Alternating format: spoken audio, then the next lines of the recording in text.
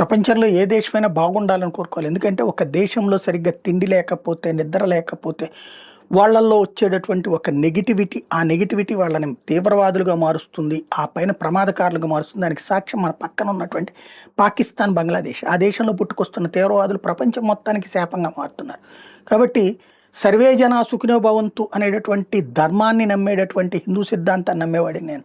ప్రపంచమంతా సుఖశాంతులతో ఉండాలనే పూజలు చేస్తారు మన అర్చకులు, మన యజ్ఞయాగాదుల్లో కూడా. కాబట్టి ప్రపంచమంతా అనుకుంటున్నప్పుడు అది కూడా బాగుండాలని కోరుకోవాలి. వెనిజులా కూడా బాగుండాలని కోరుకోవాలి. ఎందుకంటే ఒకప్పుడు అమెరికా చెప్పు చేతుల్లో నడిచినటువంటి ఆఫ్ఘనిస్తాన్ 20 సంవత్సరాల పాటు వాళ్ళ చేతుల్లో ఉన్నది. బిన్ లాడెన్ని లేపేసి, అల్ జవహరీని లేపేసేసి, ఆ పైన ఆఫ్ఘనిస్తాన్కి సంబంధించినటువంటి ఒకడిని ప్రధానమంత్రిగా చేసి దశాబ్దాల పాటు నడిపించింది. వాడు ప్రజల చేత ఎన్నికయ్యాడంటే ఎన్నికయ్యాడన్నది రికార్డులో కనబడతా ఉంటుంది. నిజంగా వాడికి అంత ప్రజాదరణ ఉంటే కనుక అమెరికా వెళ్ళిపోయినప్పుడు పరిపాలన ఆడి చేతిలో ఉండాలి కదా, తాలిబాన్లు వస్తే పారిపోవడం ఎందుకు అంటేనే అది మేకప్ పరిపాలన అనమాట. ఇప్పుడు అట్లాంటి పరిస్థితి వెనుజులాలో వస్తుందా? అలా జరిగిందంటే కనుక ఇప్పుడు ఆఫ్ఘనిస్తాన్లోని తీవ్రవాదులతో ప్రపంచానికి శాపం అవుతుంది. ఐఎస్ఐఎస్ నుంచి ప్రపంచ తీవ్రవాదులందరూ అక్కడే తయారవుతున్నారు. రేపు వెనుజులాలో అలాగే తయారైతే కనుక ప్రపంచానికి మరొక తీవ్రవాద దేశం తయారవుతుంది.